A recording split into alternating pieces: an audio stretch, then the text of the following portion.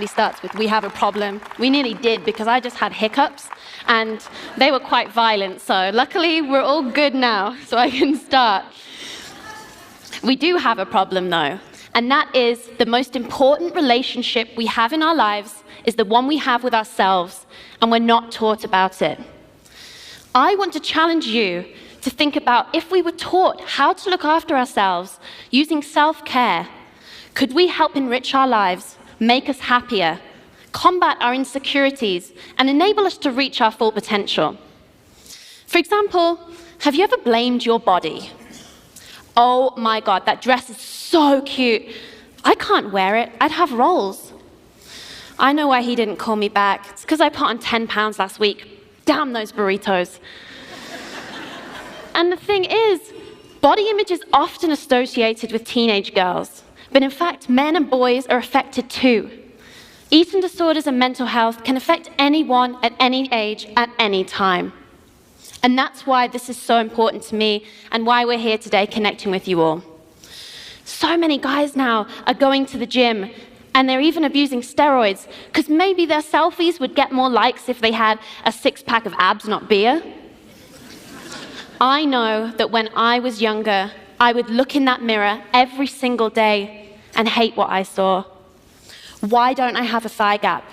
Why does it look like this thigh ate the other one?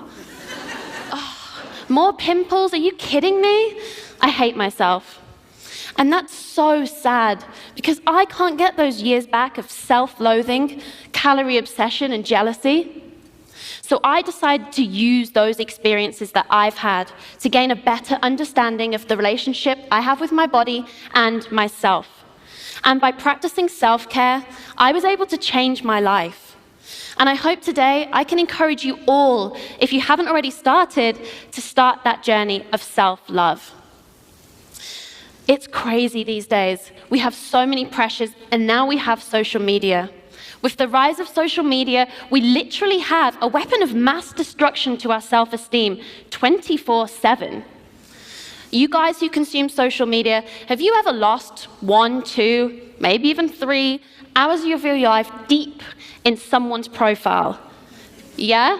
Thinking, "Oh wow, look, they're so in love. Oh, they're going to all these amazing holidays. They have the dream job. They have this perfect life. Why isn't my life like that?" The scary thing is, that's not real.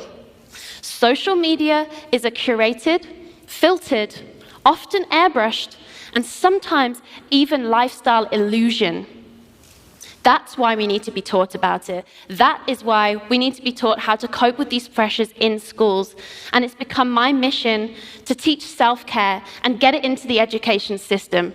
Because we need to be taught how to look after ourselves mentally, physically, and emotionally. I'm very grateful I have over 3 million followers online, and I commit to being authentic, honest with them, and not retouching my pictures that I own, because I have to forgive myself. I've been in the industry for 13 years, and I would get images back of myself that my family couldn't even recognize me when they flipped through the magazine. Literally couldn't find me. And I would look at these pictures and think, well, wow, where did half my arms go? My legs are so much skinnier. I've got 0 flaws. Is that how I'm meant to look? I'm meant to be that perfected image? Wow, well, I can't even look like that, and that's me. That's wrong. So why is it that we feel these insecurities in the first place? Because from a very young age, we've been conditioned to believe that our success and our happiness is highly dependent on our attractiveness. Think about all the prince and princesses you saw: slim, toned, tall, proportional features. The magazines and celebrating severe weight loss that's actually unhealthy, or those who have been nipped and tucked to look 20 years younger. Because if we are insecure, we are a motivated consumer. We can be sold an anti-wrinkle cream by a 13-year-old, a push-up bra that looks absolutely ridiculous, because I've been on set years ago where they're actually wearing a bra under the bra to give unattainable cleavage. Yeah, that happens. So do butt pads. Butt pads are in all those jean adverts you see, just saying. And I recently was trained by the National Eating Disorder Association of the US, who I'm an ambassador for, in something called the Body Project. It's the first scientifically proven course to help prevent eating disorders in young people.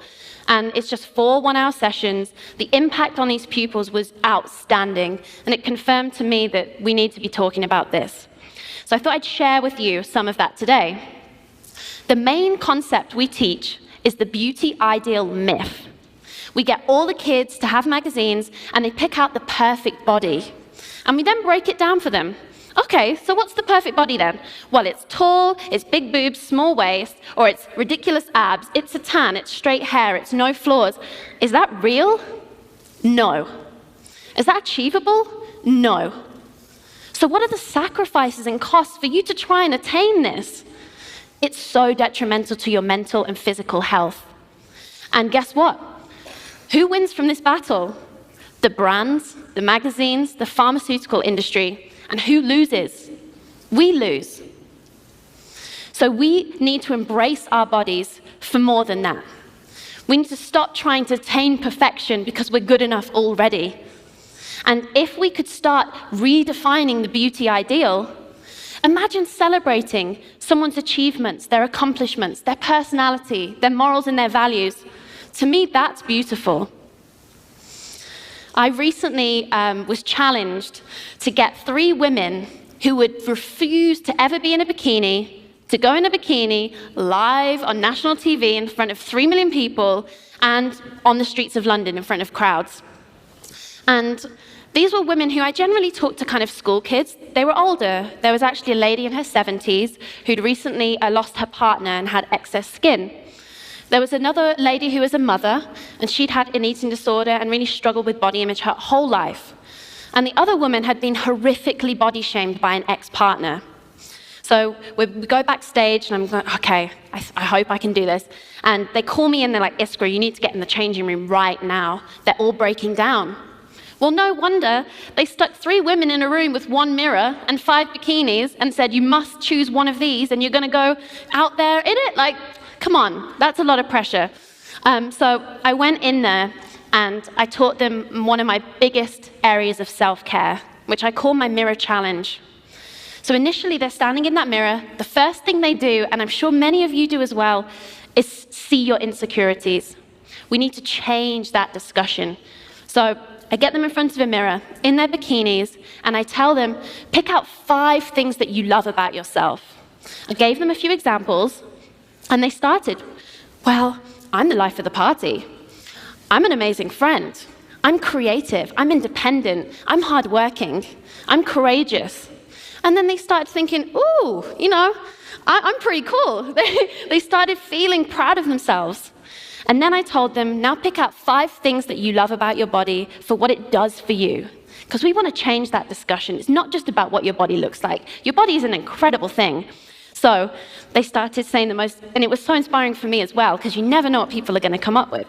So one woman said, well, these stretch marks, even though I'm really insecure about them, they enabled me, this stomach enabled me to birth my children, and now I have grandchildren, and that's the best part of my life. Another woman said, I'm grateful for these hands, because I was able to be a seamstress and provide for my whole family. The last woman said, well, I love my legs, because I love running through the English countryside. It calms me down, and it's what makes me happy. These women were smiling. They felt value. They were so proud of themselves. I then proceeded to tell them that not only is it going to change their life, being able to embrace their bodies and go out there and be confident, but for the women and men at home who feel just the way they did, it's going to help them too. For them to stand up there and be able to do it, it's hopefully going to empower them too as well. So I still didn't 100% know if they were going to do it, but we go out there right by the Thames in London, and sure enough, all 3 dropped their robes. There was tears, there was hugging. 2 of the women didn't even put the robes back on. They went all the way straight through the TV show, back up to the dressing room. We're like, well, here I am now, I'm doing it, so I'm not going back. It was life-changing, and I've never felt so purposeful or so filled with hope, and that's why I'm so excited to be here with you all today to kind of share those stories. And that's one of my main ways that I practice self-care. The next one is called a gratitude list. I have an example. I had to use it not that long ago. I was in LA with my boyfriend, and we went shopping. So we went to the store, and I saw these gorgeous designer jeans, and I was like, okay, I'm going to treat myself. So the store associate's like, what size are you? And I said, like a 12. I don't know what that is, maybe a 31. And she goes, well, the biggest size we have is this one, and it's a 29, but it's so stretchy. It's definitely going to fit. Everyone fits in it. So I was like, okay. So I go into the changing room, which is the worst place in the world. A, it's claustrophobic as hell. It's usually hot. The lighting's from above. The mirror's just awful. And then it just feels like your inner demons are just there waiting to like pounce on you. So I'm in there with these jeans, and it's like me against the jeans. And I'm there, and I'm like, okay, it's not going well. And then she's shouting in, I bet they look so good. And I'm like, not yet, getting there.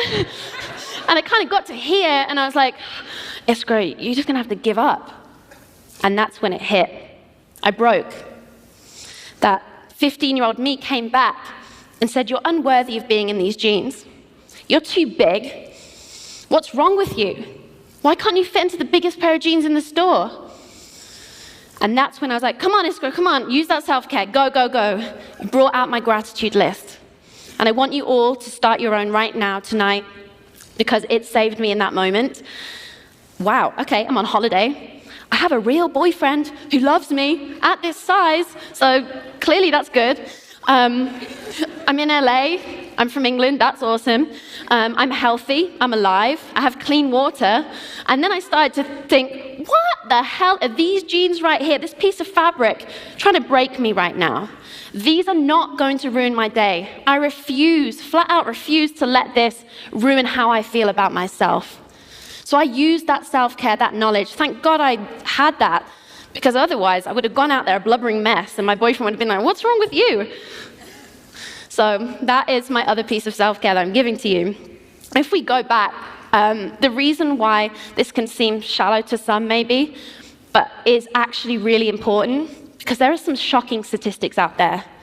Did you know, as a teenage girl, you are 12 times more likely to die from an eating disorder than any other illness? That there are over 30 million of us in the US alone that have an eating disorder. And that 90% of all children who die from suicide have a mental health condition. And as I mentioned earlier, social media is only growing. The pressure's only getting worse. And 52% of US teens now say they've been cyberbullied.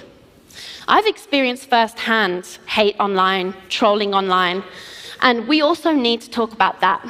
That to me is also part of self-care, because the bullies are just putting their insecurities that they have onto you.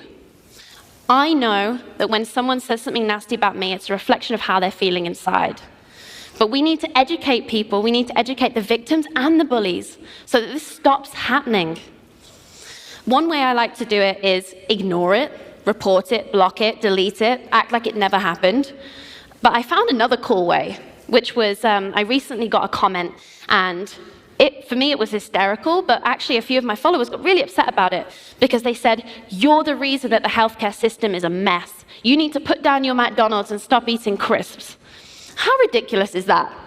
I happened to be on set in my underwear doing a shoot with crisps around me, and I thought, this seems like a good opportunity to show them what I'm made of. So I decided to do a picture of me covered in crisps, eating the crisps as an F you.